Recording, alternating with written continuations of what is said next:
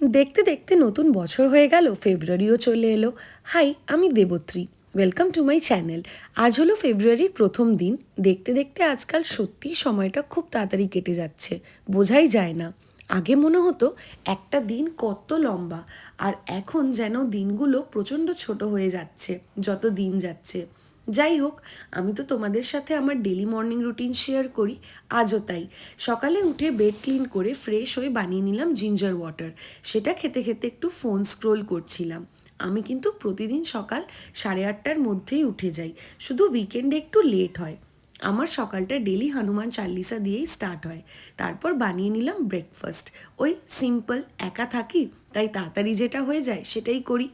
আজকের ব্রেকফাস্ট বোলটা বেশ ভালো দেখতে লাগছিল, তাই ছবি তুলছিলাম খাওয়ার আগে।